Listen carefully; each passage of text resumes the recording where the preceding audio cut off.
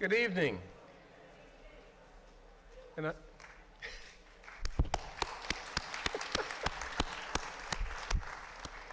if I don't clap for myself, who is? Okay. I'm Bernard Green, chair of the Brookline Select Board. And in the audience, there are at least two other Select Board members, John Van Skoyak and Michael Rubenstein. I don't know if there's anyone else here, but give them a big hand, too. Because we're the people who get things done, including this parking lot. Welcome to the beautiful Coolidge Corner Theater and tonight's presentation by Jeffrey Speck. I assume that you are all here because you care about the future of Brookline and understand that the future of Brookline really depends to a large extent on the Center Street parking lot. Well, think about it. Coolidge Corner is the center of our town. It's our downtown. And the parking lots really help determine whether that business district thrives or has issues that we have to struggle with. I'm here for the same reason, but also to introduce tonight's program, a more walkable Brookline, which will be presented by Brookline author and urban planner, Jeffrey Speck. Did I do something to the computer? Okay. He will introduce some of the key principles of making communities more walkable and vibrant. His presentation, however, will be in the context of Brookline's efforts to explore design concepts for how the Center Street parking lots might evolve to better serve the community. One of the guiding principles of the Center Street Lots Committee is to ensure continued access for business owners and lot users. This is a critically important principle given the importance of the Center Street lots to the health of the Coolidge Corner Business District and to the health, therefore, of the entire town. I believe that means the preservation of parking that is easily accessible and can reasonably accommodate the many visitors to Coolidge Corner, including residents from South Brookline and many other communities without reasonable public transportation, elderly or mobility limited residents, and visitors from out of town or out of state who come to Coolidge Corner for its unique cultural, intellectual, and gastronomic delights. The draft, okay, yeah, applaud.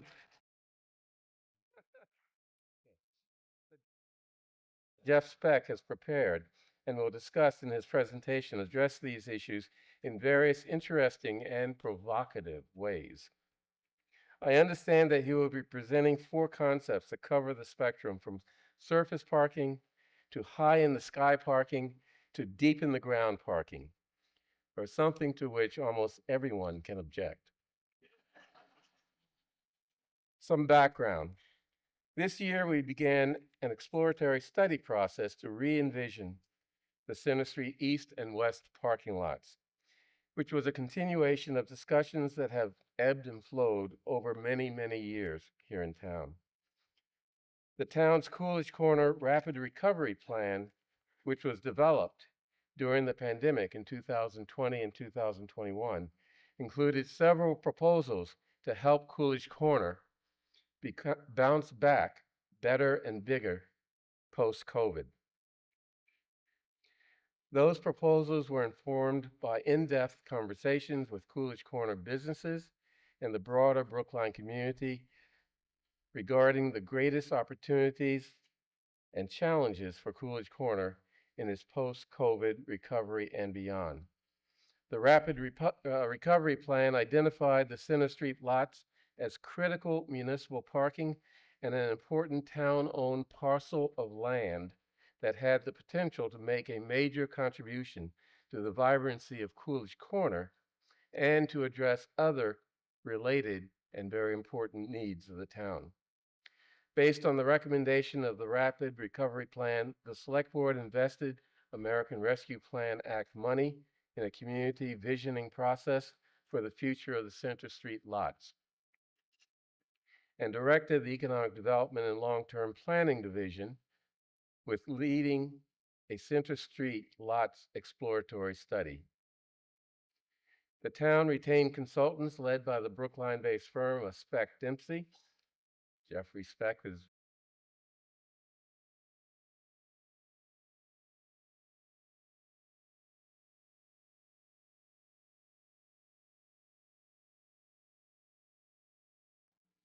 on January 7th of this year, the Select Board established and approved the charge for the Center Street Lots Committee.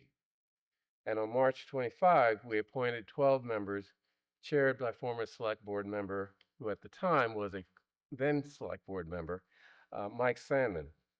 The committee is charged to work with staff and consultants to evaluate how the lots currently serve the community and explore ways that they could better serve and benefit Coolidge Corner businesses, institutions, residents, and visitors into the future. So in conclusion, the committee is entering an exciting phase of its work. Tonight's event is a unique opportunity to learn about the issues, opportunities, objectives, and challenges that have shaped the design concepts that the committee is currently considering, and learn about how you can provide input and get involved in this very important community conversation. With that introduction, I'll turn over the stage to Shanna Giora-Gorfine, Vice Chair of the committee, who will talk about the committee's process and the guiding principles driving its work. Shanna? Thank you.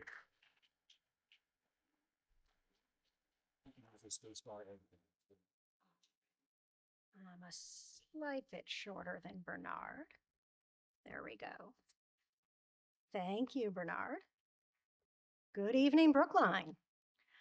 Hi, I'm Shauna Giora-Gorfine. I'm the Vice Chair of the Center Street Lots Committee. I'm also a town meeting member from Precinct 11, and I've lived in Brookline within a short walk of this theater for over 22 years. On behalf of the Center Street Lots Committee, I welcome all of you to a more walkable Brookline. Thank you for taking an active interest in the future of the spaces just outside the theater doors. As Bernard said, in January of this year, the Select Board created the Center Street Lots Committee to guide the visioning process and develop design alternatives for the town-owned Center Street East and West parking lots in the heart of Coolidge Corner. The committee is charged to review recent studies and existing conditions, work with town staff, and engage with a wide variety of stakeholders who come to and through these spaces. Our work is informed by certain town policy objectives, one of which is improving multimodal accessibility, connectivity, and safety for all users. This means motorists, cyclists, and pedestrians, including those with mobility concerns or trying to navigate the area with a few extra wheels, be it a walker, a stroller, a shopping cart, or the scooter that your preschooler insisted on riding to the booksmith. Keep in mind that ultimately everyone becomes a pedestrian when they lock up their bike, step off the T, or get out of their car. Another town objective is to create inviting public gathering space in Coolidge Corner. And of course, we aim to support the vibrancy of this commercial area, as Bernard said. And we do this all while supporting climate sustainability and adding to our green space and urban tree canopy. To be clear, the committee is charged with making recommendations, not decisions. The scope of our recommendations is limited to these two parcels, the big Center Street East lot just outside this theater, and the smaller west lot where you'll find the farmer's market tomorrow afternoon. That's it, no matter what brilliant ideas any of us may have for the other blocks nearby. Among our committee members, some of whom are here this evening, are people with backgrounds in transportation, in real estate development and public health, folks speaking up for drivers, for walkers, for bicyclists, for teens, preschoolers, senior citizens, young parents, merchants, shoppers, and neighbors. As you might expect, our discussions can get quite lively, which you can see firsthand by attending an upcoming public meeting to keep up with our work in real time. Every one of our meetings allows Zoom participation and includes time for public comment. That means comment from you. As one of our first orders of business, our committee refined and adopted a set of 5 guiding principles. Principle 1 is to ensure continued access for business owners and lot users. Coolidge Corner is a thriving mixed-use neighborhood and Brookline's principal commercial district, so changes to the Center Street lots in any way must ensure that the existing users, including local residents and those coming from afar, continue to be supported. A second guiding principle is to foster inclusive community engagement, like this. A robust exploration of the future of the lots necessitates deep community engagement with Brookline's diverse constituencies, including small businesses, neighbors, visitors, civic institutions, and many more individuals and entities, with attention to those less vocal in town policymaking. Our third principle is a commitment to environmental sustainability. Brookline takes its responsibility for sustainability seriously. This visioning exercise must reflect this commitment by prioritizing best environmental practices in its plan and approach. Our fourth principle is to ensure that we align with Brookline's plans and priorities. To best address the needs of Brookline's community members and their vision for the town's future, the vision for the Center Street lots must mirror and complement the ongoing comprehensive plan process and reflect the established town priorities that were included in our charge. And finally, our fifth principle is to adopt a pragmatic fiscal approach. Given this exploratory exercise's aim of producing a preferred, consensus-driven proposal with implementation potential, it must be grounded in Brookline's fiscal realities and the economics of development and construction. With that last guiding principle in mind, I want to touch on an important point about the future of the Center Street lots. This evening, you will learn about some truly exciting visions to enhance and enliven these parcels. Bringing one of those visions to life could involve significant cost, and that is not something that our town can do alone. Rather, the future of the Center Street lots may involve what's called a public-private partnership. Such a partnership could help fund construction of a parking structure as well as a public plaza that would serve as the new and improved home for our beloved farmers market as well as many other events, while also creating residential units in this transit-rich neighborhood, leading to even more foot traffic for new ground floor retail below, all serving to create a more lively and engaging public space. Now, I know you didn't all come here tonight to hear me speak, so it is now my pleasure to turn the mic over to Chris Dempsey.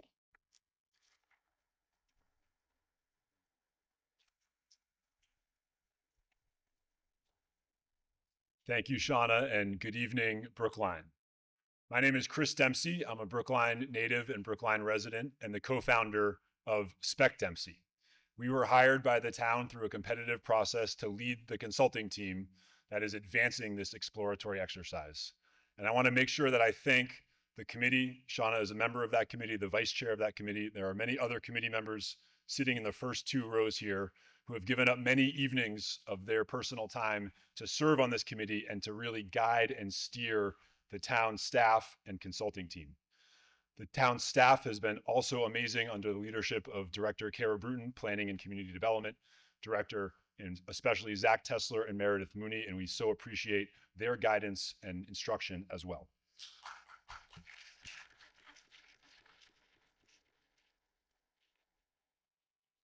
There's 4 of us from Speck Dempsey in the room. There's me and Jeff. There's also Gus Demarath, who's the newest member of our team. Where's Gus? Gus was wearing a high-vis vest earlier tonight to make sure we could all see him.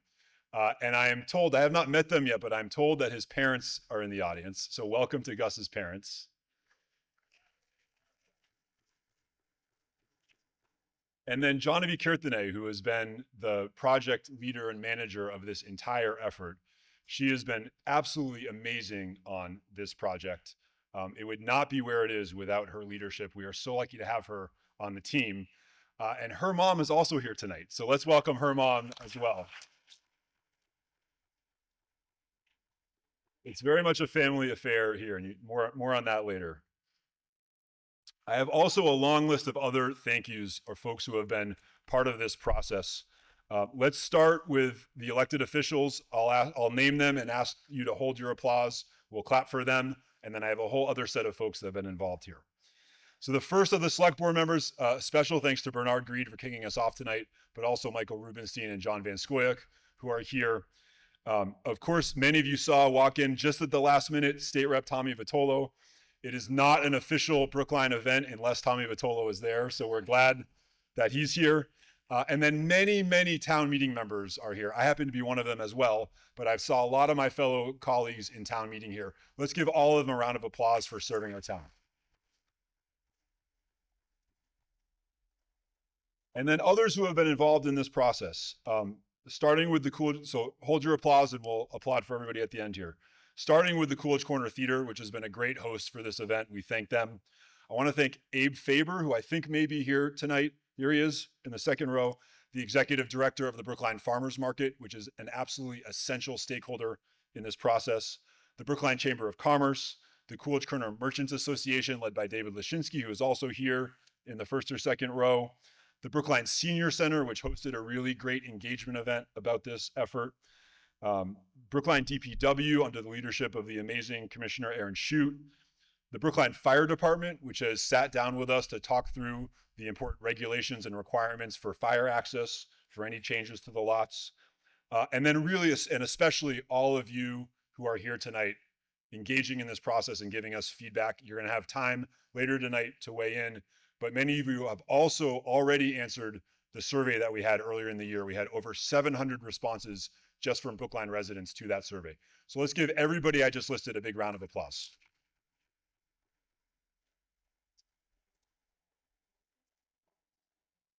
So Jeff and I started this firm together in 2024, building off of decades of work in transportation and urban planning. And we're fortunate to be working around the country. Our project that is furthest away right now is in the town of Lahaina on Maui Island. You may remember, this is not a joke, this is true. You may remember that they had a terrible wildfire 2 years ago where 100 people passed away. We've been brought in by the county of Maui to help them rebuild and fix their streets. And you can see here the famous banyan tree. And here in front of a building, you can see the burn marks and scars on the building. We're also working in places like Chattanooga. Last week, Jeff and Gus were in Dallas, in uptown Dallas, which is the most walkable neighborhood in an otherwise not very walkable region in Dallas. Closer to home, we're working in Lancaster, Massachusetts. We're building a new community there on state-owned land, formerly the site of the Girls Industrial Reform School, built in the 1850s. Even closer to home, we're working in the community of Everett, Massachusetts, taking a former ExxonMobil oil refinery and storage area and turning it into a new hub for clean energy and clean tech. But you couldn't get any closer to home than this project. This is a photo of the Devotion School students in the 1990s. And my dad is here. Thank you.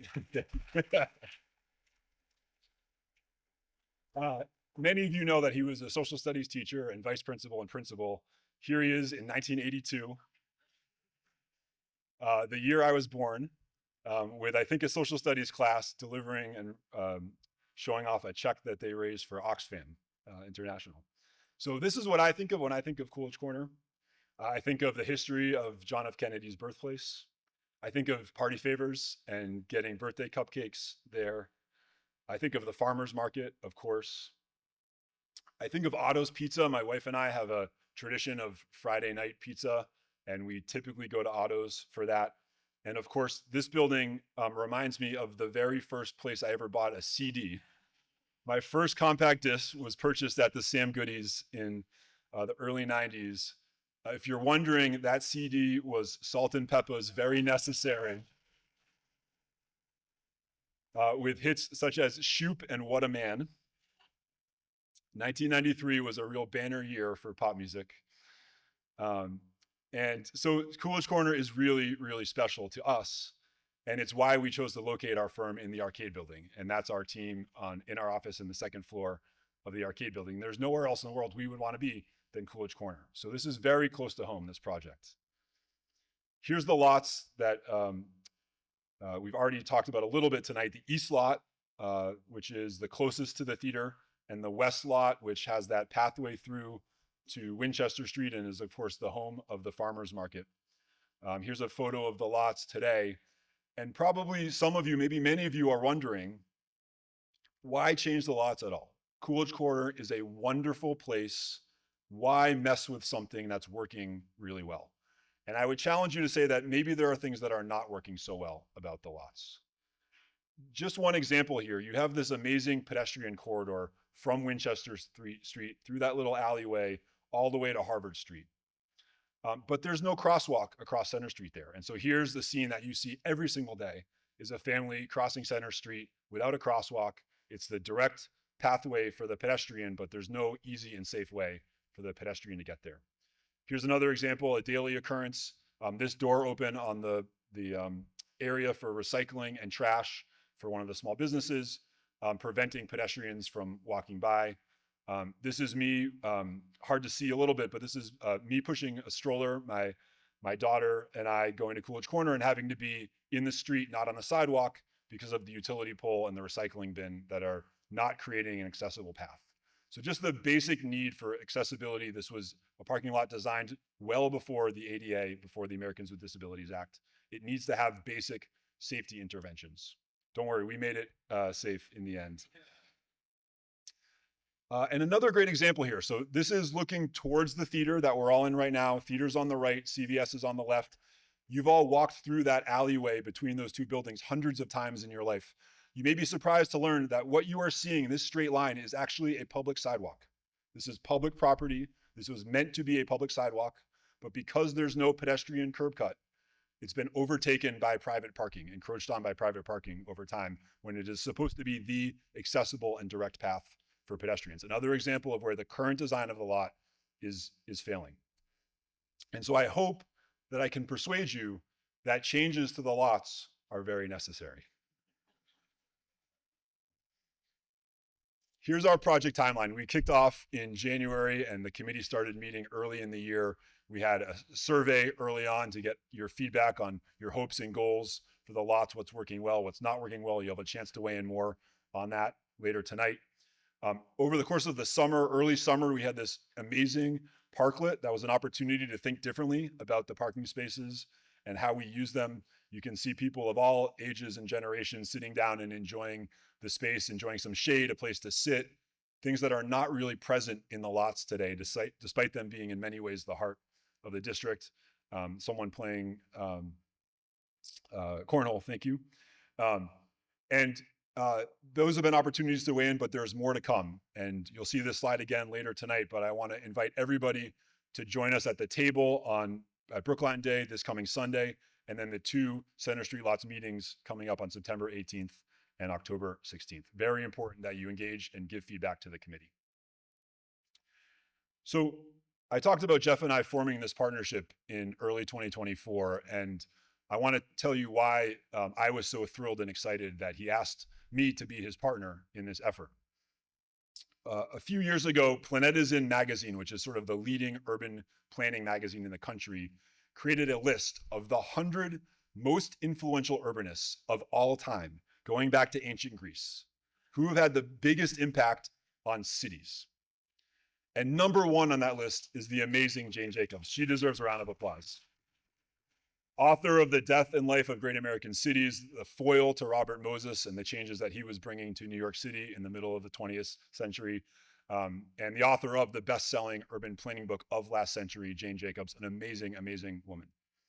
Number 3 on that list is Brookline's own Frederick Law Olmsted, the father of landscape architecture. He definitely deserves a round of applause too. And the designer of the Emerald Necklace, so many other parks in the greater Boston area, Central Park in New York, and again, so many others. So Jane Jacobs was number 1, Frederick Olmsted was number 3. Number 11 on the list is Daniel Burnham, who basically invented the skyscraper and designed the Flatiron Building in New York, laid out the Chicago plan and that city's amazing growth in the late 19th century. So Daniel Burnham was number 11 on the list. Jeff Speck was number 10.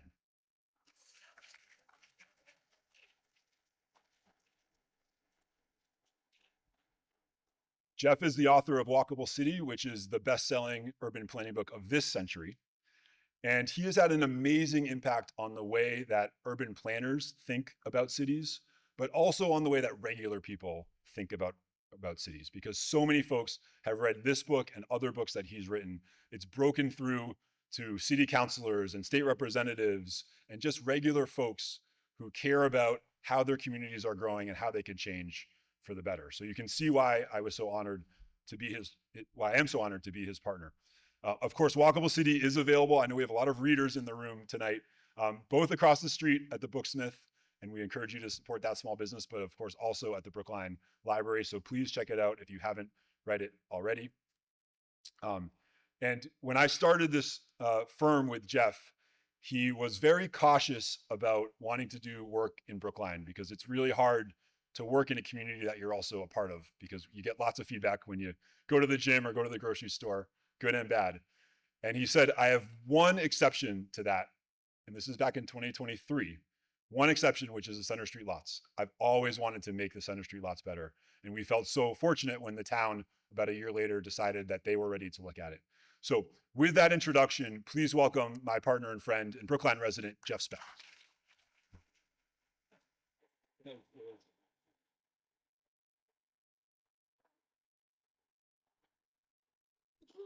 Well, I dare say that's the best introduction I've ever gotten, but I expected no less. Thank you, Chris, and thank all of you for being here. It's funny that I always say, when I give talks around the country and beyond, but most of my talks are in the US, and I show up in communities and I give these Walkable City talks where I give advice and I'm very critical and I make suggestions about ways they can improve. And I say, I've got the best job in America, which is I get to show up in your city, tell you what you're doing wrong, and leave. But I can't leave Brookline. So I'm a little cautious. I will warn you that my wife and children are in the audience tonight. Keep your cat calls to a minimum. This talk is called A More Walkable Brookline. And I was interested to see in the advertisements that it actually didn't say initially, and the Center Street lots. And I was like, no one's going to come. You need to also advertise that tonight is the night that we're presenting the proposals that we and the committee, and I say we and the committee, it was mentioned these were my designs. These are not my designs. These are not only Speck Dempsey designs collectively, but also our partners at Stantec and Eisenberg Projects, and all of the great feedback that we got from the community led to the proposals that you're going to see tonight. But I know that most of you probably are here to see those. And I was very curious, and I don't think it will influence how much time I spend on things tonight. But I'm going to ask you to raise your hands for one of two things. Are you here tonight to see a Walkable City talk, or are you here tonight to hear about the proposals for the lots? You can't do both. Okay, so who's here for a Walkable City talk? Raise your hand. Wow. And who's here to hear about the lots? We can just skip the lots part then. It's actually, it's almost half and half, but I do think for those of you who are here more for the principles and the practices and the big picture, I'm very confident that what we're proposing for the lots behind us right now are a great exemplar of what we try to achieve with the work that we do in best practices in urban design. So I don't think you'll be disappointed if you're in that former group who came for this talk. So we're going to kick this talk off. I do want to say I too have a history in Brookline. I grew up in Belmont, but we would very frequently come to perhaps the tallest building in this part of Brookline at the time, the Sussman House. It now looks like this. But this is where my grandmother lived. And all I knew about Brookline as a young child for many, many years was that it was the place where the old people were. And in fact, when my wife and I, who met in Washington, D.C., were looking to move back to the Boston area 11 years ago, we looked at the entire Boston area. Alice has a rule. It's called the bar to sewing shop ratio. It must be greater than 1. Think about it for a minute. If there were more sewing shops than bars, we would not move there. And that ruled out Belmont and Lexington and other places. But we wanted a place in the Boston area that was both very walkable, that had great access by transit and on foot to all the great things that Boston has to offer, and also had good schools. And really our only choice was Brookline. And I don't know if you saw, but we just heard today that USA Today named Brookline the city with the highest quality of life, the town with the highest quality of life in America. And that's only most relevant in the context of that Newton was number 2. So, so let us not delay. We don't have that much time. There's a movie after this. So even, I was hopeful that you might allow me to entertain you for longer, and I mean to keep it entertaining, but there is a film coming that they will kick us out. So I've very much made an effort to abridge my comments, and which are, as outlined in Walkable City and in all the talks that I give, are organized around what I call the general theory of walkability, which tonight is the abridged general theory of walkability. The general theory of walkability simply asks, in America, particularly in which driving is so easy and so cheap and so subsidized, and most of us own vehicles, how can you create an environment in which people will make the choice to walk? And the answer, of course, is the walk has to be as good as the drive. And that means the walk has to do 4 things simultaneously. It needs to be useful, it needs to be safe, it needs to be comfortable, and it needs to be interesting. So those 4 categories are a great way to structure thinking about making more walkable places, and we're going to walk through these categories right now. The useful walk is a story I learned from my mentors, Andres Dwani and Elizabeth Plater-Zyberk, who effectively created the New Urbanism movement many years ago. Andres used to give a talk called The Story of Planning. And he talked about how back in the 19th century, people were choking on the soot from the dark satanic mills, and the planners said, hey, let's move the housing away from the factories. And they did, and lifespans increased immediately and dramatically, and the planners were hailed as heroes, and we like to say they've been trying to repeat that experience ever since. So you have the onset of Euclidean zoning, named after the court case, Supreme Court case, large areas of single use plastered across the map. And this is what was taught in planning school for several generations. We now know this was wrong. You don't learn this in planning school anymore. But when we arrive to do a plan on a piece of property somewhere in America, there's almost always already a plan on it that looks like this. Now, I was an art history major. They say that wasn't the most lucrative choice, but I always tell audiences, you don't want a, oh, sorry, where am I going here? Okay, so the opposite of the blob planning, don't worry, there's a joke coming. The opposite of the blob planning, the single-use planning, where every use is separated from every other use, is of course what you find in the most walkable places. Technically, now in certain ways, Manhattan doesn't feel all that pleasant to walk in certain places, but it's technically where the most people walk in America per capita. And look at this use map. Look how fine-grained it is. Look how confetti-like it is. Look how that red color, that is the most prominent color, is actually designating vertically mixed use. So the more fine-grained your use is, the absence of blobs, the first rule of the useful walk is to have your uses all integrated right next to each other. Now, as an art history major, I can say, you don't want a Rothko, right? You want a Syrah. Syrah was the pointillist, and that's the confetti-like zoning, or at least land use, that we like to see. This gets us to the fundamental new urbanist argument, which we've been making now since the late 80s. Does anyone recognize this location? It's Newburyport, a prize for that gentleman. We've been showing this slide for about 30 years. This is several neighborhoods of Newburyport. And what you see in this image are places to live, places to work, places to worship, places to shop, places to recreate. Most of your daily needs are within walking distance. And that's the first character of a true neighborhood. The fundamental new urbanist argument is to contrast neighborhoods and sprawl. And neighborhoods are defined as being diverse in use, being compact and being walkable. This is actually several neighborhoods of Newburyport. A typical neighborhood is about a 5-minute walk from edge to center. The opposite of neighborhoods is sprawl. There are 1,000 ways to design a city, but there's only 2 ways that have been tested by the thousands. And one is the neighborhood and the other is sprawl. Sprawl is defined in the opposite terms. It's clearly not compact, thus the name. It's not diverse, right? A whole square mile will hold often just one use, as the blob plan suggested, or maybe just one house over and over and over again.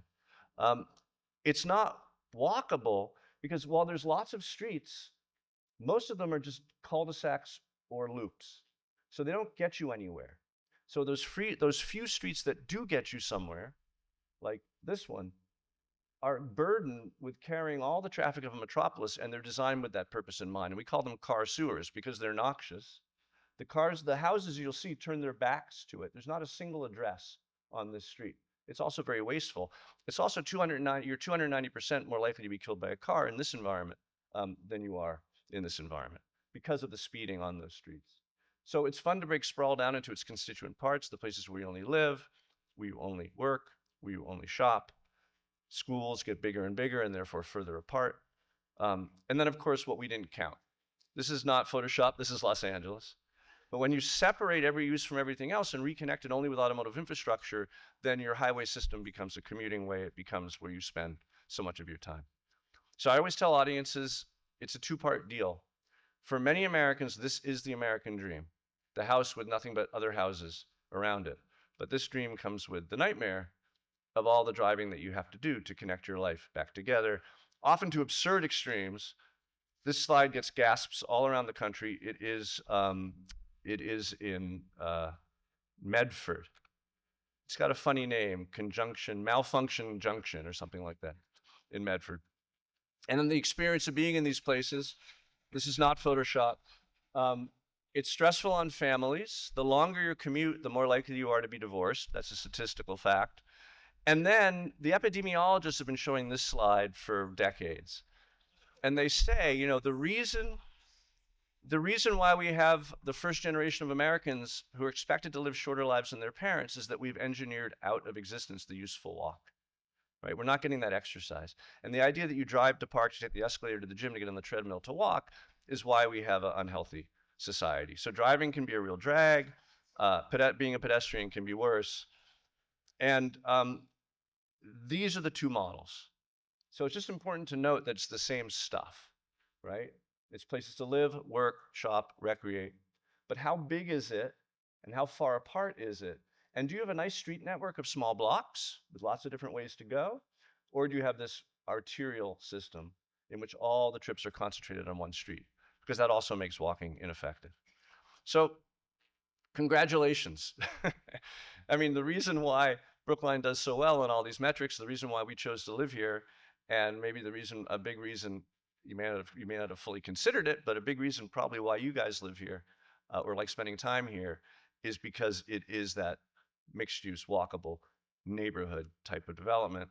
No sprawl to be seen for many miles, although it's findable if you look further west. The next category, the other major category in this useful walk, this first category of the four steps, is transit. And clearly, you know, the reason why Manhattan is technically the most walkable place in America is that New York City has more subway stops than all the other subway stops in America, right? Transit leads to walkability. You can't have a walkable city or metropolitan area without it. Those of you who've been to planning school know the fundamental 2 rules of planning: frequent transit to high density and high density at frequent transit. And if you bring more trains and fast buses where the people are and then put more people where the transit is, that is the best thing you can do for good planning, which means sustainability. And in the sense of applying sustainable principles to this work we're doing here, everything we know about good planning says there should be more people on the Green Line, more people in Coolidge Corner, more people who have the tremendous unburdened lifestyle of not having to own a car to have a great quality of life. So that's the first category, the useful walk. The second category, the safe walk, is where we spend most of our time, and I'm giving you a very abridged version of this tonight because there's about 12 ways that we can make our streets safer, but there's only a limited number that apply here in Brookline because we're doing so many things right already, thanks to the leadership here over many years. We are, you may be aware, experiencing a pedestrian death epidemic. We call it a traffic violence epidemic in this country. You are 78% more likely to be killed by a car now than you were 15 years ago. That's a function of several factors covered very well in Angie Schmidt's book, Right of Way. But the first one might surprise you. It's what we call the suburbanization of poverty. And the idea that you have whole swaths of the country, most of them the sprawl that I was telling you about, which were designed with the idea that no one would ever walk in them. But that's where a lot of the poor people have ended up, and people who don't own cars. So you have people who can't afford cars having to live in this environment, which is car mandatory. And of course, the death rates are astronomical, particularly in these ex-urban areas. Secondly, you may have guessed, is what we call the vehicle bloat. And the fact that the typical car sold 15 years ago was a sedan, and the typical car sold now is an SUV. And SUVs are twice as likely to kill you or more than automobiles, and that is a real factor. But it's really hard in our communities. What can we do to stop the suburbanization of poverty? There's things, but it will take time. What can we do to change the American vehicle fleet? Well, we could start hoping the federal government would stop subsidizing the creation of larger cars over smaller cars. That's a longer conversation. It's going to take time. But what we can do is make our streets safer. And so most of the work we do as planners is to create an environment in which people are just driving slower, because speed is the principal factor in the deadliness of a car crash. A car going 35 miles an hour is about 7 times as likely to kill you as a car going 25 miles an hour. And that's kind of the range of speeds that we see in many of our cities. And if you can get people down to 20 miles an hour or 15 miles an hour, you basically aren't going to have the deaths that we're seeing now. And so this whole, you may have heard of Vision Zero, this whole approach to making our streets safe isn't about blaming the driver. It isn't about blaming the pedestrian. It's about engineering streets that cause people to not speed. So what are some of the factors that are most impactful on the speed of drivers in cities? The first one might surprise you. It's block size. The smaller the blocks, the slower drivers go. And a lot of that has to do with just the fact there's all these intersections and reasons to stop, but also because there's more urban life and more things to look at. This is Portland, Oregon, famously walkable, famously 200-foot blocks. This is Salt Lake City, if you know it, famously not so walkable, famously 600-foot blocks. The streets are large as well. Here is my wife and older son, now much older, crossing a street in Salt Lake City where they give you flags to wave so you won't be run down, because a 600-foot block city is basically a 6-lane city, all right? I thought this was a pretty good idea until I got to Granville Island in Vancouver, Canada, where they have a new idea. It's called Be Seen, Grab a Brick. And they give you these bricks to grab as you cross the street, wave it prominently, make eye contact with the pedestrians, with the cars. But these are Canadians, so guess what? The bricks are made out of foam because they're nice. Canadians are nice. But in any case, here are Portland and Salt Lake City side by side. You see it's vastly different ways of city making, and you see how wide those streets are in Salt Lake for a number of reasons, but in part because such a large block system demands it. Here's a comparison of 24 different California cities. When you double the average block size, almost double, you almost quadruple the number of non-highway fatalities. So we want to see small blocks. Next, parallel parking. People are like, oh, you're the walking guy. You must hate parallel parking. You must hate seeing cars in all those streets. I love seeing parallel parked cars because they are a barrier of steel that protects the sidewalk from moving vehicles. They also make the sidewalk comfortable and pleasant. This is Fort Lauderdale, where I did one of my earlier walkability studies. You can see you were allowed to park on this side of the street. Before my study, you were not allowed to park on this side of the street. This is happy hour on the park side of the street. This is happy hour on the unparked side of the street. No one wants to sit or stand or walk a few feet away from cars going 30, 40 miles an hour. Also in this picture, the street trees. Street trees are another component to a good streetscape that makes it safer. They used to be called FHOs, fixed and hazardous objects, by the engineers. Now the engineers have the studies that show that street segments with trees on them are actually safer than the ones that don't have them, because trees slow cars down, sometimes dramatically. But better to hit a tree than a person And it's an important component of a streetscape that doesn't have parked cars, because when the trees line up, in perspective, they almost make a wall that keeps the sidewalk feeling safe. And this is a Dutch artist's impression of what a sidewalk feels like without the parked cars, without the trees. Signals, we are over-signalized in America. This is a piece of art, but we are over-signalized in America, which only really matters in terms of city budgets, but more in terms of city safety. And if you study street safety the way I do, you come to understand that intersections with stop signs feel much safer, ultimately. Always stop signs feel much safer than intersections with signals, because no one's ever going fast through an always stop sign. Yeah, they might coast through it, but they're never speeding through an always stop sign because they know what could happen.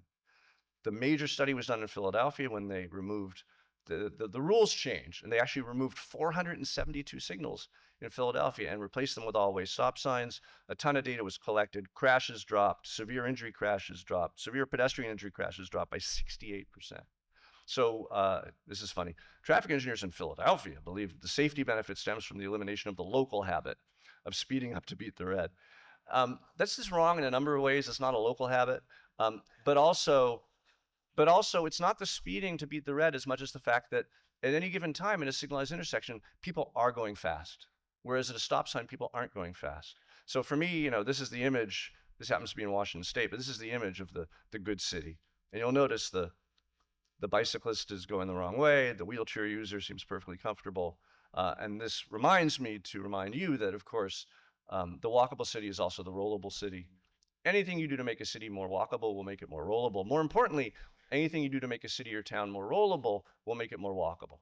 And that's the classic, stroller lesson of the ADA law, which is that these rules make it better for everybody. Yes, please applaud for ADA. So here's Mobile, Alabama, for example, where we have converted currently, right now, this was in August. Our plan is a couple years old, but we're converting about 15 signals to always stop signs. And we've done that in a lot of cities. So that's something to keep in mind.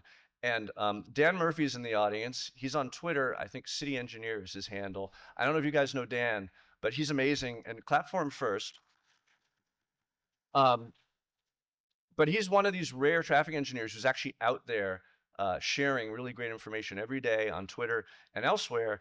And he's really sick of me because about once a month, I send him an email, say, how many of Brookline's 72 signals can we convert to stop signs? And they're working on it. So let's hope they do more of those.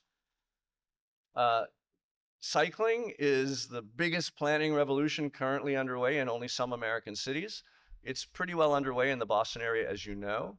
Here's a great example I love to show from New York City that basically teaches us that it is the protected bike lane, right? It is the separated bike lane that changes behavior. This is Prospect Park West in New York City. When they removed a lane and added cycling protected by the parked cars, as you can see on the left here, of course, the number of cyclists tripled and cycling on the sidewalk went away and speeding dropped precipitously and crashes dropped. But the real lesson that we learned from many of these interventions is that it doesn't make it worse to be a driver. Right? People were just speeding from red light to red light, and now they're driving more calmly, and the road and the parallel roads are handling just as many cars as they did before. So you don't have to suffer to help. Of course, people did suffer in New York City. This was a drawn-out 6-year lawsuit. Eventually, the bike-hating NIMBY trolls grudgingly surrendered to reality. But I show this image to contrast it with this image and the fact that no one wants their daughter in the door zone. You really need to protect your cyclists if you're going to have that sort of low-stress network that creates a culture of cycling like you won't find in this image. But also importantly, what we've learned is that when you don't protect the bike lane, people put stuff in it. There's always stuff blocking your way, and my kids are sick of me cursing out the UPS and Amazon man. But there's always stuff in the bike lane, trash cans or dumpsters, or the Uber in front of our home on Beacon Street who never pulls up to the curb to pick people up, even though the curb is empty, right? The buses in the bike lane, unloading in the bike lane, the police in the bike lane, bikes in the bike lane. So the basic message, right? You've got to protect your bike lanes. This is, again, not Photoshop. And of course, the Boston area is leading the way among a few other places in this new great standard. It's so good, I experienced it in Berlin in the 1990s. That's how good it is. That you pull the bike lane out of the street, you put it on the edge of the sidewalk. When we build new sidewalks in wider rights of way that have the room, this is absolutely the way to go. They're doing it in Cambridge, they're doing it in Somerville, they're doing it elsewhere in the country, including in Seattle. That's the new gold standard that we like to see. But aren't bike facilities tools of gentrification for the elite? This is what people think of when they picture a cyclist, right? The mammal, the middle-aged male in Lycra. But in fact, statistically, this is much more likely to be your city or town cyclist. 38.5% of the people who bike to get to school or work are among the poorest 25% of Americans. So you want to invest in equity, you invest in bike lanes. And this was my ride to work the other day. I almost wiped out trying to take this picture as I biked, but I wanted you to see how much I enjoy the experience I get in Brookline. And of course, to call your attention to the wonderful plan for the bridle path that is being worked on alongside the T, yes. And Chris reminds me to remind you all that all we are really doing is implementing Frederick Olmsted's original vision for Beacon Street, which if you zoom in, has that bridleway right here next to the railway. So it may not just be horses, but it will be horses and bikes in that very important corridor. So we're excited to see that happen. That's the safe walk. The last two categories are much quicker, which is good because we have a lot more to talk about tonight. The comfortable walk, it's a little counterintuitive. We all love, to climb buildings and mountains and get those big expansive views and to see far into the distance.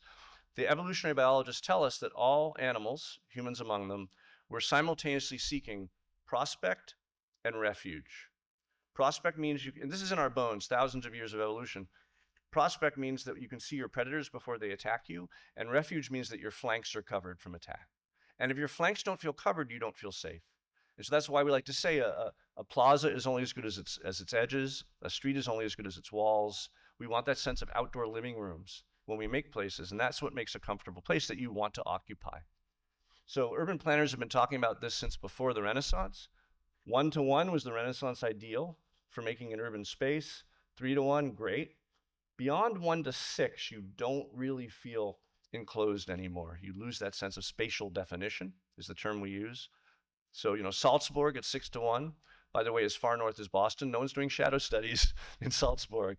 Perfectly comfortable, lovely. The opposite of Salzburg, of course, is Houston in the 1980s.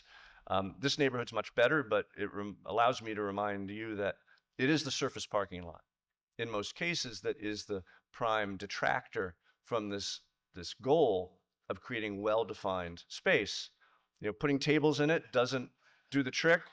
I think this is George Proakis' slide. He's the city manager in Watertown, where we're working.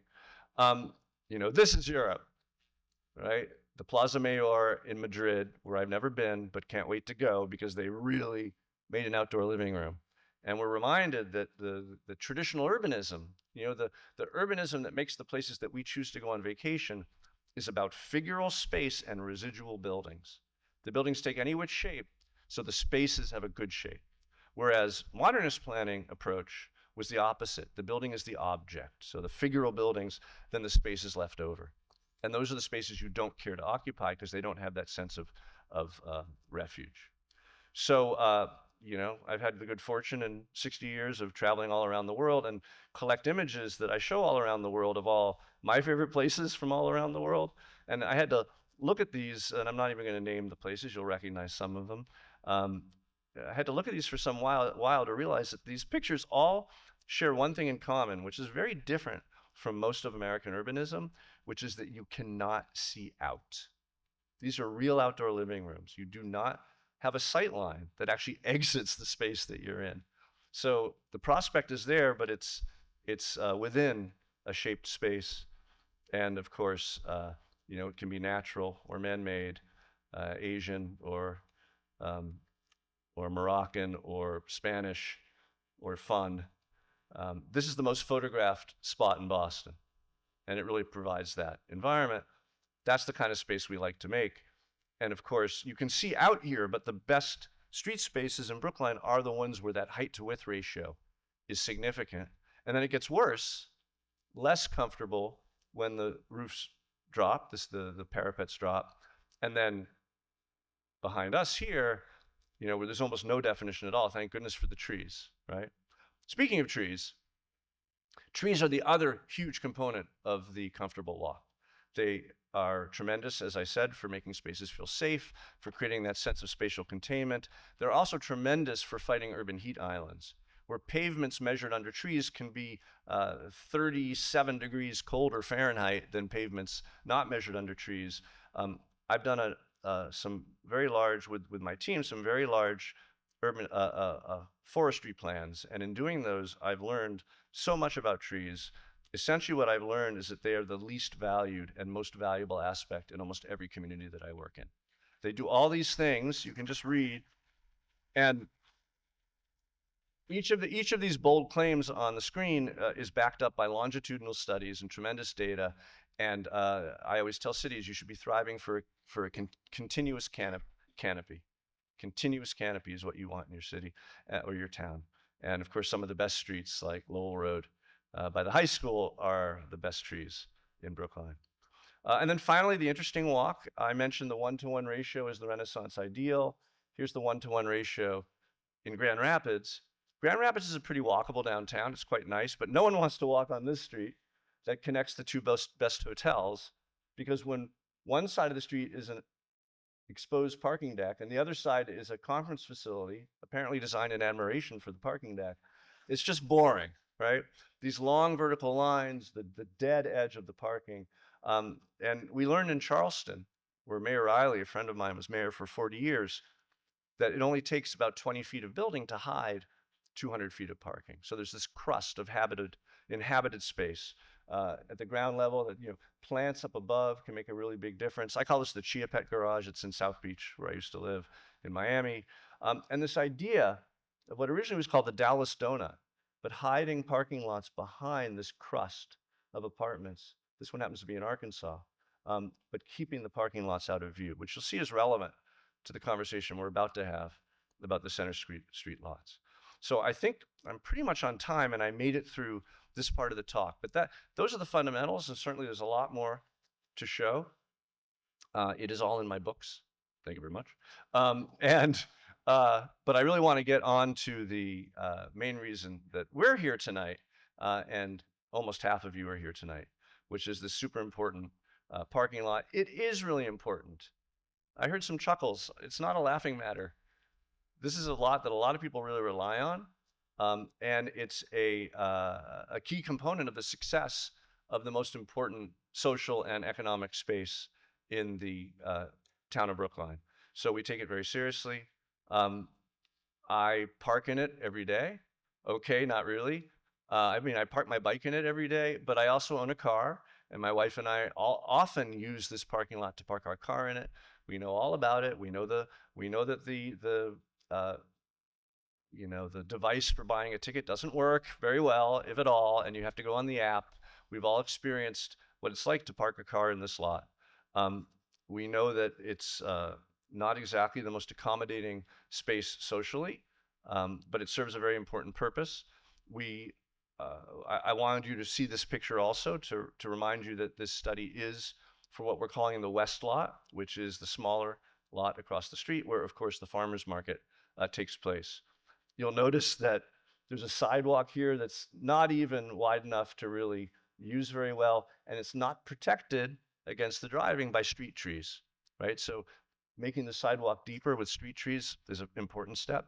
The other sidewalk, the street trees are actually on the wrong side of the sidewalk, which really suggests that these should ideally stay or be replaced where they are, and then the sidewalk should be widened in this direction in order to have the ability to walk on the far side of the trees. There's some wonderful new buildings that you're well aware of surrounding the space. Yes, 6 stories in Brookline, oh my God. But it's a new building that is looking quite fine in this area. And then the arcade building itself, which built in 1926, only 1,800 years after its model, which you are probably aware is Trajan's Market in Rome. The very first shopping mall is almost the exact same design as the arcade building here in the square. And as Chris mentioned, it is where we like to think this is not why we won the job to design this lot, but it is certainly a benefit that we're in it every day. We look at it every day. We know it super well. The back facade of the arcade building perhaps is not as impressive as its interior. I will remind you, though, that Brunelleschi's Church of San Lorenzo in Florence has this front facade. So maybe we'll get back to it later and do something better. Key to the study has been conversations with and visits to the farmers market. And there were a number of absolutes that we needed to satisfy related to the farmers market. There were a bunch of nices to have and a wish list. We'd like to think that most of these are achieved in the plans that we provided. And in fact, it's an ongoing process of conversation with them, but we really designed each plan, as I will show you, around the needs of the farmers market. So Chris mentioned this very important axis that cuts through the lot. I wanted to celebrate it. Here we are looking west, and you can see now, if you zoom in, the little sliver there. But most people who live in Brookline know about this access point. It just needs to be celebrated. Here we are now in the sliver, looking back in the other direction. Chris showed the pedestrians trying to cross the non-crosswalk street. I, the other day, said, what's it like to walk this axis? And I just wanted to show you the little dance of working my way through the lot. I'm sure many of you have done this, zigzagging between the cars. At least it ended happily in the alley heading to Harvard Street. So there's that axis. Then there's the axis through the arcade building, which begins 2/3 of a mile towards Boston or towards BU and terminates on the facade of the arcade building and then passes through the building into the lot. That's important.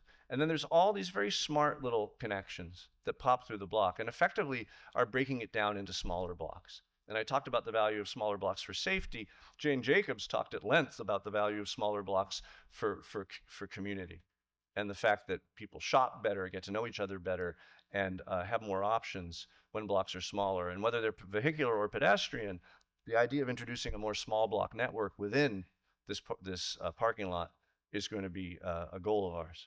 Now, these were not a foregone conclusion, but the polling we did, the 700 plus people who contributed, the conversations we had, the many committee meetings we had, it was very clear that preserving parking, that maintaining pretty much all the parking you have now was a mandate for our team. And some of you who are more on the sustainability bent, as we tend to be, would say that's not the most sustainable solution because we should be discouraging car use. But we live in Brookline where it was made very clear to us by the citizens that any proposal that did not preserve parking, pretty much all the parking, was not going to be successful at town meeting. So that's a fact in our plan. Secondly, we're preserving space for the farmers market, a beloved institution that is one of the highlights of the square. It would be crazy to lose it. And then let's make Coolidge Corner a better place. So option one, and I'm showing you these options from the least impactful to the most impactful. Chris did not foreshadow that this evening will culminate in a poll. There's a tool called Mentimeter. Probably some of you know it. You will all be asked in a little while to bring out your phones and do some voting. So that's almost like this is the class and there will be a test. Okay? We're going to show you these 4 options and we want your input both about each option individually, and then we're actually going to have you compare them to each other and tell us what you like the best. Now, obviously, there's a longer process. There's town meeting. This room is not deciding the future, but I can tell you with some confidence what happens tonight will have a tremendous impact on the future of this site. And so we're glad you're all here and we have so many people. The first option, it's called the Grove, and it's essentially just improving the parking lot in the way that we think makes it as good as it can be. You know I'm a tree fan. You know there are many great parking lots that are full of trees. And whether it's a more sustainable version where there's drainage and softer surfaces, trees that have had the opportunity to grow for some time, of course, are very helpful. Trees that line an axis that points towards something and makes the walk through the parking lot more pleasant and more direct. And I just want to comment, you know, I've been doing this work for about 30 years. About 20 years ago, 25 years ago, we planned this town in Colorado called Longmont, and I went. It's actually called Prospect. It's in Longmont. I went back there 2 months ago, and we planted this tree. These trees are 40 to 60 feet tall, and we planted them maybe 20, 22 years ago in dry Colorado. So it isn't like it's the future. 20, 25 years in planning time is the blink of an eye, and we're planting them, yes, we're planting them for our kids, if not so much for us. But I plan to be around in 20 years. So trees we plant today can really make a huge difference. So that's the approach. We wanted to celebrate the axis. We noticed a couple things. We noticed that the drive aisles here are considerably wider than they need to be. The standard drive aisle in a lot like this is narrower than they are here. That's one opportunity. The second opportunity are these kind of wasted areas that hold the kiosks I was complaining about between the vehicles. I do park my bike there every day.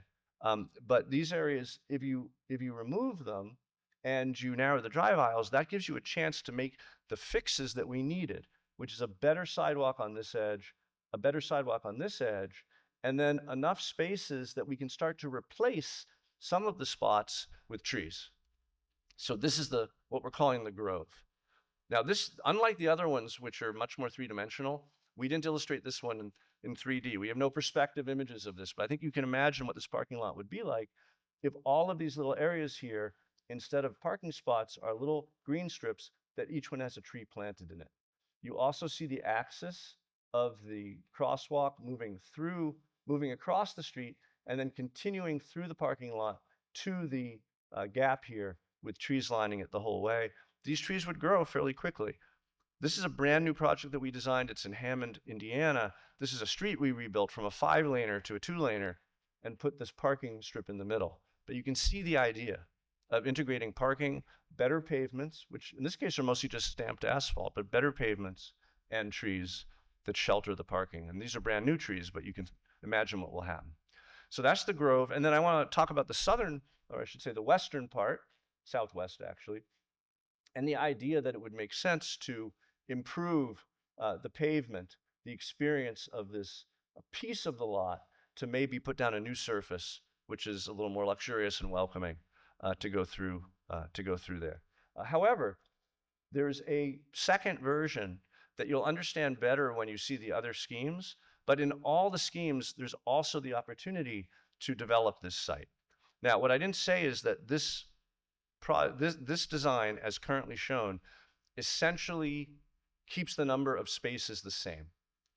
When you reformat the lot in this way, which adds all of these extra cars on this edge to make up for all the cars we're removing for trees, there's no loss of parking. If you're willing to lose about 40 parking spaces, however, we could do this. And this puts row houses and an apartment building on a pedestrian muse that then goes through the western lot. So this is a pedestrian street. There are wonderful examples around the US of new projects where you have row houses and other buildings lining pedestrian streets. Looks European, it's in Utah. And this is a little perspective of what this piece of the plan will look like. And in fact, this one piece is present in all the plans. So it's a possibility for what we're calling the, what are we calling the parking lot?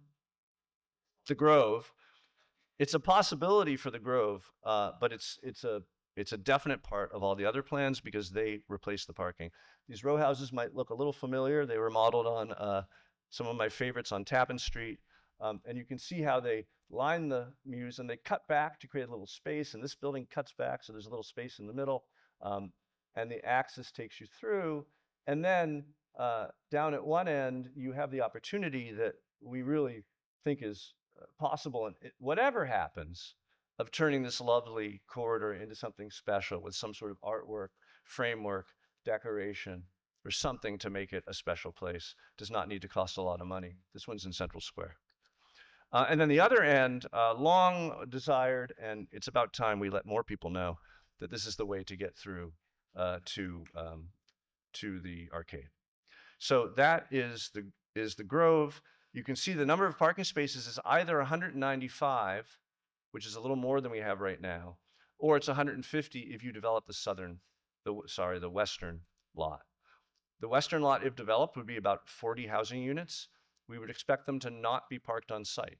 There's plenty of demand in Brookline for apartments without parking. And it's wonderful. Most communities, you can't say that.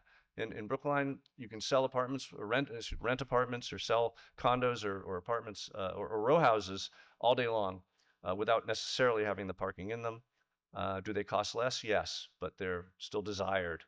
And we talk about a cost of about $10 to $12 million.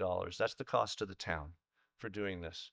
Now, there's no compensating payment from a developer to help support that cost, unless, of course, the housing, the 40 units of housing, goes in the western lot. And then the developer will pay something for that private-public partnership will pay something to lease that land in a long-term lease. So these are the estimated economics of this first option. That was option 1. Option 2 is called the center lot. Now, there is no option 2 because the center lot was bad. I don't need to explain, but our numerology for this whole exercise is screwed up from your perspective because we didn't change the numbers when option 2 failed. So moving on, option 3 is called, and just not to let you see too much of the sausage being made, but it required the destruction of CVS and Maruichi. So there you go. Option 3 is what we're calling the side lot. It's a parking structure off to one side. And you'll remember that we talked about the need to hide the parking from the street. There is no room in this plan to hide the parking from the street. And I feel bad about that. However, there are great examples of parking lots that don't have, you know, a thin crust of residential between them and the street, but have something else interesting happening. My favorites are the ones that are planted. And so here is the proposal. And what you're seeing, we're going to zoom into the proposal in plan form in a second. What you see here is a parking lot up against the street with a planted edge, and conveniently, this is south, right? Southwest, this is a great facade to plant. But we're locating a parking lot here in order to create a beautiful plaza there. So here it is in plan. And what you see is the parking structure is there. It's a typical roughly 5-story parking deck. The drive that currently exists allows you now access to the parking deck. This is the way you will park. You'll be at a safe distance from the intersection. You'll turn in and park. These other drives for service will still exist through the site. And then we line the parking lot where it matters, which is against this public square, which is lined to the west by the buildings in the west lot. It's lined to the south by another large apartment building in this location. And then, of course, the stores that exist are staying to the east. So what you see here, zooming in, the southern portion we already discussed. It's a pretty large apartment building and the row houses sharing the pedestrian mews, which then cross the street into this truly lovely, beautifully scaled plaza. The height to width ratio is pretty ideal. We're showing 5 to 6-story buildings because that's what exists in some of the buildings surrounding the site. I like that height to give a good edge to the plaza. And of course, the plaza is full of trees, perfectly sized for the farmer's market, and a really nice size. It's not as big as Plaza Mayor, but it has the same intention of being a well-defined public space. And I found today one space you might know, which is Winthrop Park in Harvard Square, right? Which is, you probably know it. If you count JFK Street and the street behind here, that little street that goes to the House of Blues, starting where we're standing, that is about the dimension that we're talking about. It's about 130 by about 180 feet. It's a very well-sized square, not too big. We don't like squares that are too big because then you need taller buildings to shape them. But that is the square proposal. And then just so you know, we don't need to get into details, but the farmer's market as it currently is organized works perfectly well in this square. So it holds that as well. So that is option, what are we calling it? Option 3, the side lot. And here are the numbers. Depending on how big the parking lot gets, it can be large enough to park not just everyone who's there now, but also have parking spaces for additional residential, additional shops. And I forgot to mention, these would be shops all around the square. So this would be a civic space. Like, there's almost nothing like this in the Boston area, actually. If you think about the different squares, most of the squares in Boston, like we worked in the square in Lowell and other places, they're not squares, they're just intersections. It's kind of a unique thing in New England. Most of the squares actually don't have real plazas. But here's the theater right here. Yeah, there's the theater. So a square of this quality really doesn't exist in this region. And if it's lined by retail with residential windows and people looking down all around it, we think it would be a very successful space socially. This costs more. The cost to the town of building this, we guessed, would be in the mid $30 million, so considerably more. The reason why we show something like this with a straight face is it's the sort of project that developers, because of the amount of construction that's happening, that developers would be willing to contribute considerably more money than a previous 40-unit scheme in order to help support it. So the payment from developers to have the right to enter into the public-private partnership to get this done, to get a 99-year lease on the land, would help to defray these public costs that are mostly the parking structure, right? Parking structure spaces cost about $50,000 each, a little bit more. That's a lot of money. Option 4, the colonnade, was my first idea, and it's the weirdest one, but I still like it. And it is very similar to option 3, but it approached the question: is there a way to do the same general strategy as option 3 and not have a parking deck against Center Street to keep Center Street excellent? And I was inspired by farmers markets that already take advantage of overhead transportation infrastructure like highways. I was inspired by the Temple of Amun-Re in Egypt and the basic idea of what's called a hypostyle hall, a hall which is full of columns or arches that goes up to a pretty tall ceiling, that then is a wonderful space with no walls that is essentially a shelter for activity like a farmer's market, but is also underneath a parking deck. So, famous parking decks like this one in New Haven by Paul Rudolph are inspirational, as is a wonderful project that was done by the local firm Util as part of the Build a Better Burb competition, where they proposed in Rockville, Maryland, this parking structure with a public space underneath. What we're proposing in this plan is a single bay, not multiple bays, but a single bay of a parking aisle and cars on either side that supports a structure that runs along the back of the lot. So you see arches underneath here, like in the Util plan, supporting a single deck. What the single deck means is that you can't ramp within the deck, so you need to have a speed ramp. So now we'll move to the plan. So you see at ground level, you have the hypostyle hall. You have a tall ceilinged, columned and arched space that can hold the farmer's market and other activity. And frankly, during the week, most of the time, I think people will park in it. It only becomes a civic use when there's a civic use wanted on that day. So trying to get the optimal mic distance. So on regular days, this is parking.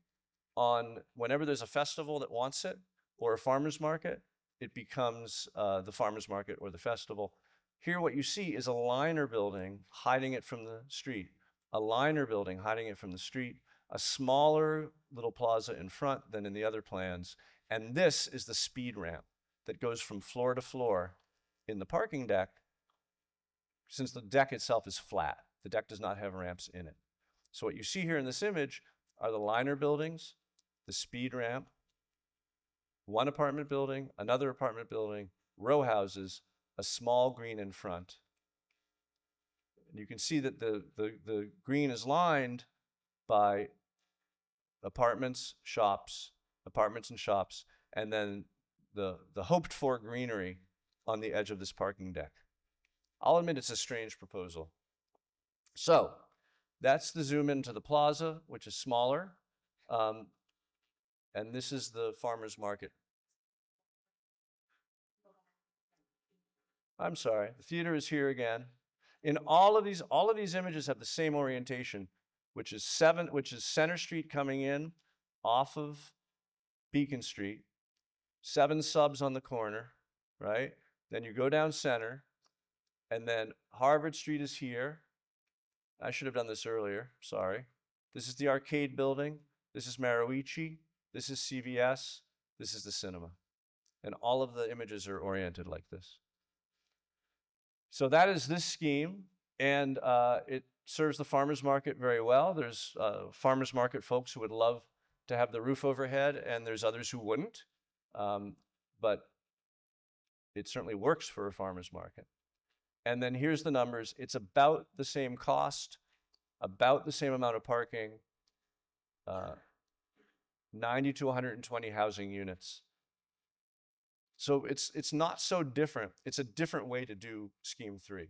Structured deck, $50,000 a space, as opposed to an underground deck, which is more than $100,000 a space. This last option, we were asked to do. We were ambivalent.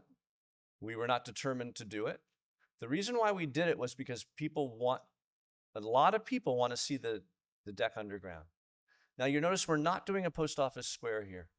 We're not doing an underground parking deck with a green on top, because we don't have dozens of 50-story buildings surrounding it that cause those economics to work, right? This is Brookline. This is a 1 to whatever story town. There's no way economically to do an underground parking deck without massive development. And honestly, the development I'm going to show you, which you will gasp at, is perhaps not enough to support the hundreds of parking spaces that we're proposing underground. So without further ado, I'll remind you, my children are in the audience. This is the underground, okay? So this is our estimation of what you will need to build, and it's a rough one, of what you will need to build to justify a parking deck, which is the entirety of this area for 2 to 3 stories underground. It's a big tub, so you have to excavate, you have to close the entire thing. By the way, the other schemes I showed you are all phasable. This one is not phasable. This one you do it all at once. You close, we originally had tunneling under Center Street and putting one under here too, but we determined that was just too unlikely. But if you redistribute the parking for a couple of years, you can laugh, and you dig a tub and you put several stories of parking underground, that allows you to do this, which is a building that's very tall, that has 2 lower pieces and an arch through the center that picks up that access through the arcade. It has a plaza like the other plazas, 130 by 180 feet. It has buildings on either side, and there's no parking structure at all except for the one that's hidden underground. You would access it the same way. You would drive down the side alley and down a speed ramp to get into it right there. And this is the sort of development that would potentially pay for it. Hundreds of units, probably a lot of them upscale, parking for them underground. But also we would insist, you would insist, I imagine, on a portion of affordability to make this a more mixed income development.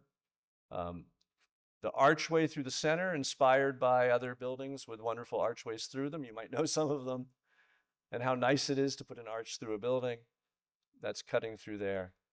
And it works, of course, for the farmers market like the others. You were very kind to me when I showed you that plan. So this is the underground. It's got just as many parking spaces on 2 levels. If the developer wanted, we could dig another level and add even more parking than that. It's got maybe 250 housing units. It's got about 12,000 square feet of retail. It's going to cost in the $60 million range to not the buildings, but the underground parking and the surface investment. So It's quite expensive, which is why the buildings are so big. So those are all the options. They are the Grove, the side lot, the colonnade, and the underground. Here they are side by side. This is information I've already given you, but it's just compiled, comparing the prices of the different ones, the amount of retail space, which kind of ranges from 6,000 to 15,000 in the built ones, the number of housing units, up to 40 on the Grove, but essentially around 100 on the side lot and the colonnade, and as much as even maybe 300 in the underground, and then the number of parking spaces you can see here. We tried to rate them. We tried to analyze them side by side.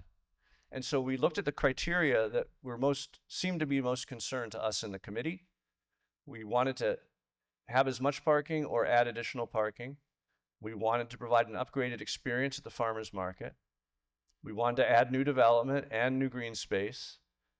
One goal in some of the plans was to keep the parking off of Center Street. Of course, we wanted to create a lovely continuous public realm, and simplicity of construction is a stand-in for basically not breaking the bank or not requiring tremendous investment. So you can see across the different plans, I won't take you through every category and every column, but you can see that essentially some of these are ambivalent, like creates continuous shape public realm. Well, you guys might think the public realm of the underground is bad, so it doesn't, because it's tall. So maybe these 3 stars don't belong here. But you can see the range across. And we're not done. Those are the comparisons. I feel that you've been well briefed enough to make a wise choice in the voting that will follow. So I am going to hand it back to my partner, Chris Dempsey. We will take questions in a bit, but I think it's not fair to just let a few people ask questions. I will offer clarifications. Are there any need of clarifications? Yes, sir. How many stories? Let's look. It's whatever I drew that day. 1, 2, 3, 4, 5, 6, 7, 8, 9, 10, 11, 12, 13, 14. So it's about 16, 7, and then smaller 16 or 17 stories. But understand that this, is it? Similar. Yeah.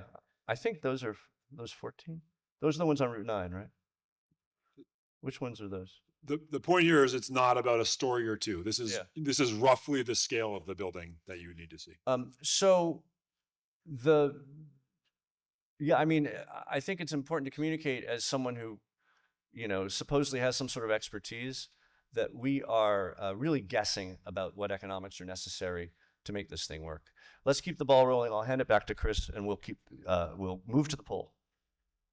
So I'm going to give this microphone to Jeff. Actually, he's going to do color commentary to my play-by-play, and this is the moment many of you have been waiting for, where you get to weigh in. So please take out your smartphone. I see a hand up. We'll jump in a second. Take out your smartphone if you have one, and pull up the camera app and point it at the QR code. And log in. Or if that doesn't work, open your browser, go to menti.com and enter this code. Now, some of you may be saying, I don't have a smartphone, I need help. Gus is over here in the corner. He was the person holding up the safety vest, which he'll do again. And if you need help with this, please hold your hand up now and Gus will come over and help assist you with this. And I'm going to duck. We're too tall. So I think our count tonight was something like 240 or 50 people. So we've already got 221 who have logged in. So most of you are there, but I'll give you another minute. So again, hold up your camera app to the QR code or go to a browser and put in menti.com and enter the code. And if you're having trouble, please just talk to your neighbor, because your neighbor is likely logged in at this point. Or raise your hand and Gus will come over and provide some help. Okay, so here we go. Here's the first question, and this is a multiple response question. How do you define yourself in the context of Coolidge Corner? You can choose as many of these as you think apply to you. Don't submit until you've picked all the ones that apply to you. Yep. And once you've entered, make sure you scroll down and hit submit. Every page should have a submit button at the bottom to make sure your response is recorded. Up to you to define what Coolidge Corner means in this context, how close you are. So we've got 237 people logged in, and already 200 of you have answered. And there are lots of folks who define themselves as having lived in living in Coolidge Corner, and many, many others who also visit Coolidge Corner as well, with a mix of some of the other options, including some small business owners and employees. We'll give this one another 10 seconds or so.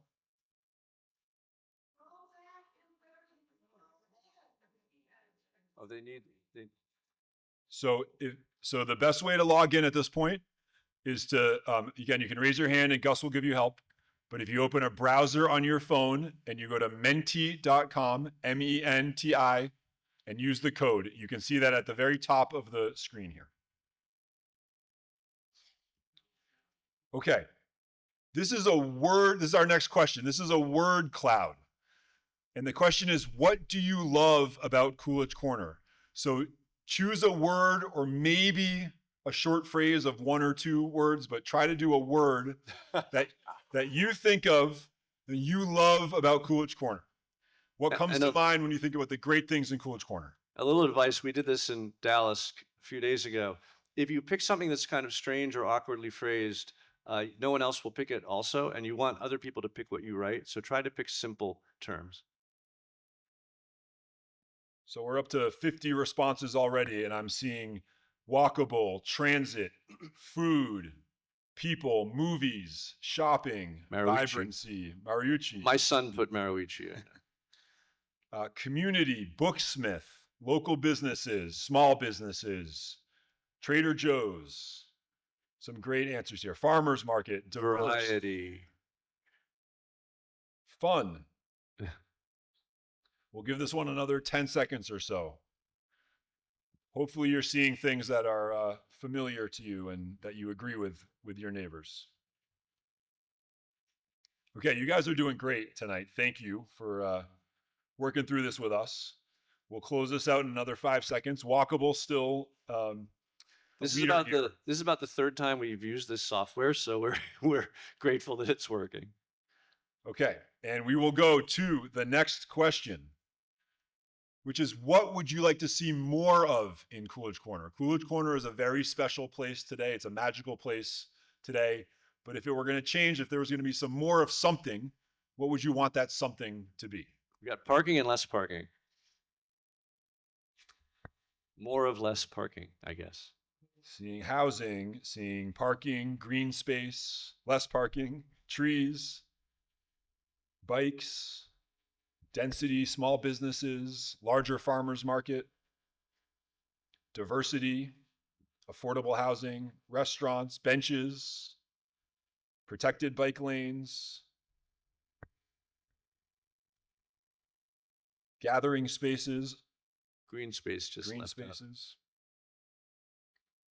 Lots of great answers here. Okay, we'll close this one out in 5 seconds. 48 of you still need to vote. Okay, and we will go to our next question, which is, what are your 3 most important priorities for the Center Street lots? You can choose up to 3 here. What would you like to see if the Center Street lots are going to change in some way? What would you like to see? So you pick all 3 or fewer, and then you hit submit when you're done. And then make sure you hit submit on the bottom.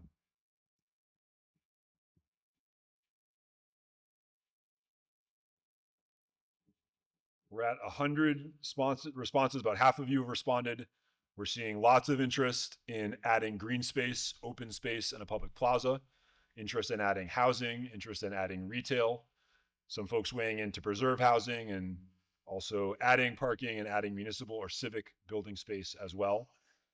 Though a very impressive turnout here for adding green space, open space, and public plaza. And we'll close this one out in a few seconds. I think a few more are trickling in here. Okay, and our next question. So now we get to actually vote on the options. And I should be very clear here that this is not a binding vote. You are not town meeting. You are not the select board. But we are very interested in your feedback on these options. And so you're going to see a couple of questions about each option in this next section of this online polling. So as a reminder, the first option here is the Grove. This is the surface parking lot that doesn't really build anything new. It just reshapes the current parking lot and adds some trees. So back to the word cloud. What are your reactions to the Grove in a word or two? Boring. Nah. Cute. And you can also react to the words you see on screen if you want to reinforce them. I'm seeing affordable, simple, green, boring, missed opportunity, unambitious, shade, disappointing, status quo, cost effective, too much parking, No. milk toast. But economical, practical, Yep. and not worth it. Okay. Okay, and we will keep moving. So that was the word cloud about the Grove. Now you're going to give the Grove a number of stars, and we're using movie rating terms here. So 1 star is the box office flop. 5 stars is a blockbuster.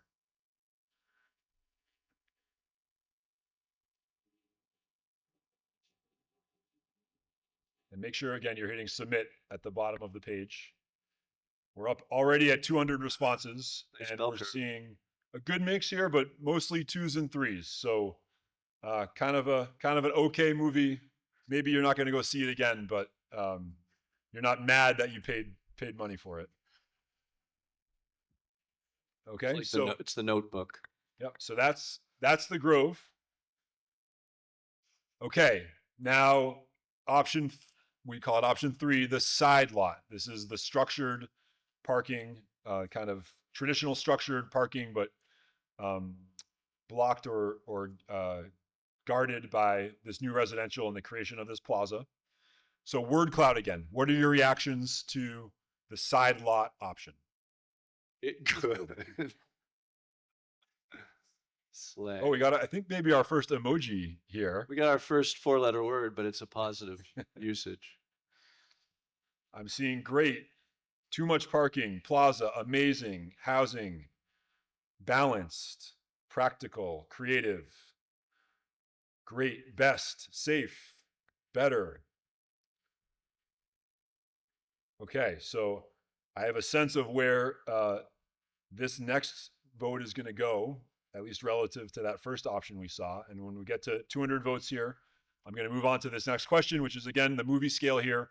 So rate the side lot on that same scale, 1 to 5, 1 being a flop, 5 being a total blockbuster.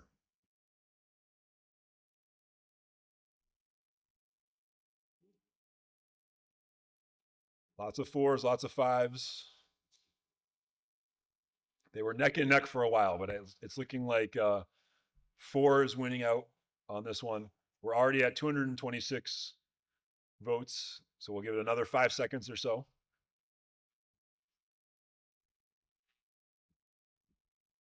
Okay, so you guys like this one.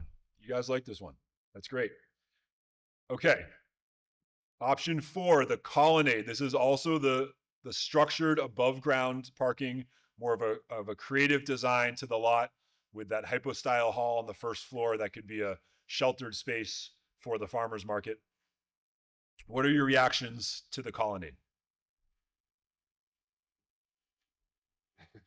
Dark, shadows, weird, too dark. I did say weird. Interesting. Description. Scary, too much parking. Confusing, ambitious, Yet creative, yet creepy. too much concrete. Smelly. Unique. Nope. Niet. Unsure.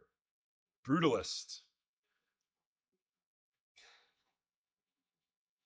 Okay, and as we get to 200, I'll give the 5-second warning here. Too massive, I'm seeing, not Brookline. And we will now go to the movie scale. All right, 5 is a blockbuster, 1 is a flop. I'm interested to see where this one goes. Rate the Colonnade. Interesting. Better than I expected. Yeah, pretty evenly distributed on this one. Looks like we're getting the middle finger, actually. It sort of looks like the building you designed, Jeff. It's all in the middle. Yeah, it looks like it's the building from the underground, actually. Okay, we're already at 227 votes, and I think we see this one's kind of solidly in the middle, ranked better than option 1 and behind option 3. Okay, that was option 4, the Colonnade, and now we are on to the Underground, option 5. This will be fun. And yeah, very interested to see where this one goes. So, your word cloud reactions to the Underground. What was that? 100% no. I didn't know there were emojis No. allowed. Expensive, ambitious, too much. Long construction, unrealistic. Gotham. Wildly inappropriate. Oh, tomato, tomato, tomato. Someone's throwing tomatoes at us. It's the movie theme. I'm glad the farmer's market is tomorrow, not today. Too tall, great, big, ridiculous. Amazing. Ridiculous and Gotham. amazing. Well, that's a lot of words. Big dig. The big dig. The Brookline big dig. Okay, very cool. And as we get to 220, I'll give the 5-second warning again. All right, and this one, I almost feel like this one could be a divide in the votes. We'll see. This could be a reverse bell curve. Here we go. So, Underground 1 is a total flop, 1 star, 5 is a blockbuster. Yeah, reverse bell curve.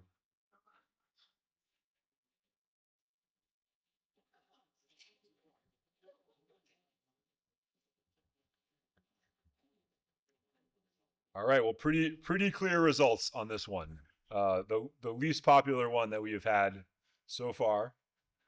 And that's extremely helpful to our process. And I can hear the committee in the front 2 rows here kind of murmuring, but there's more. Mike, don't get up yet. We got some more questions.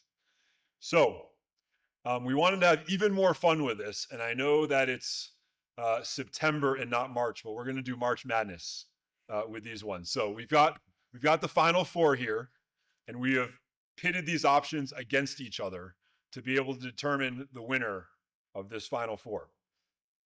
So here's your bracket.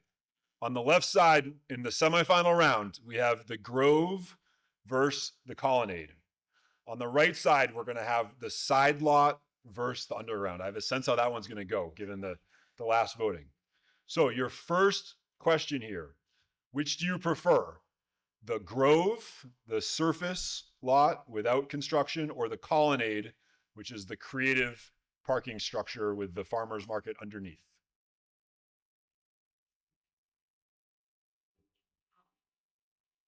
Very interesting to see, given the prior voting. And Colonnade voters jumped in earlier than the Grove voters. It looks like the Colonnade is going to win this one. We're at 225 votes already, and I think the Colonnade has an unassailable lead at this point. So the Colonnade is going to advance into the finals as we keep going here. Okay, now the Side Lot versus the Underground. This one I think is going to be pretty clear. This will be pretty clear. This is a blowout here. These are the hardest ones when you're commenting on a basketball game to deal with, because it's like a 30-point lead in the third quarter. What are you going to talk about? It's like the Celtics versus the Jazz. Right? Yes. Yeah. Okay, we're at 230 already, and the side lot is a clear winner. Okay. So we had to set up all of the different options. And so I'm going to skip, I think it's just one, it might be 2 slides. You're not going to vote on those. We're going to keep going. I'm going to find the slide that has the colonnade and the side lot, which are the 2 that advanced into the final. That's going to be our last voting slide. This is the head-to-head. So the side lot versus the colonnade, which is this one. Here's our final in the final 4. Vote for the colonnade and the side lot. And it looks like we've got another blowout.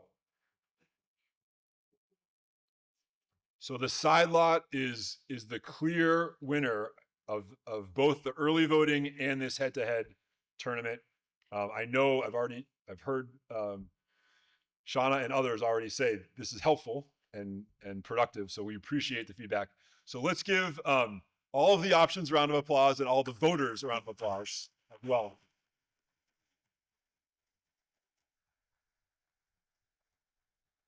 And with that, we are getting close to closing in our evening. I want to invite back up to the podium here, up to the podium for the first time, I should say, Mike Salmon. Mike Salmon, yeah, let's give him a hand. Mike Salmon, as many of you know, is a former member of the select board, and he agreed to be the chair of this committee. He's been putting in yeoman's work to guide this committee through the process, and he's got some closing remarks. And again, my thanks to all of you for being here and being a part of this process. Thank you. So I'll make this quick because I'm standing between you and popcorn. So thanks, first of all, for your input. This was really cool. And Speck Dempsey really deserves applause for that. And it was a great way to inform you and a great way to hear back. I wanted to a very brief, quick thanks. Thanks again to Jeff Speck. Go buy his book. It's across the street. Or go to the library and borrow it. And to Chris Dempsey and to their colleague, Genevieve Kirtani, who has been really extremely helpful in getting us as a committee moving. To our planning department professionals, Zach Tessler and Meredith Mooney, and my personal thanks to the Center Street Lots Committee, perhaps the best committee I've worked on and worked with in 28 years of volunteering in Brookline. So when the construction of the Marriott was proposed for the town parking lot on Webster Street 25 years ago, some residents were unhappy with the loss of open space, and many others responded, "Open space? It's a paved parking lot." But as we've seen in the concepts presented tonight, a redesigned Center Street lot could feel like and be open space, as in the Grove option, the one with the trees, and with the other options, the plazas. The land could be redefined in a way that adds parking, adds housing, and truly open space, a plaza for the public. The options carry with them costs. Nothing's free, and for options 3 and 4, and certainly 5, we would need to partner with a private developer to carry forward with them. In the case of option 5, the underground garage, the cost comes in the form of a large, tall building, large enough to generate the cash flow needed to pay for the garage and wind effect at the ground, I'm sure. That physical cost may be too much to pay, but the other options are far less disruptive, and they certainly fit our self-image of Brookline a lot better. We're not quite done with this study. The committee is going to go back to work. We're going to take your input and some other things that we need to do, and I hope you'll take what you learned tonight and continue to give us feedback. Thanks to the Coolidge for housing us in this magnificent space, and thanks to all of you for joining us.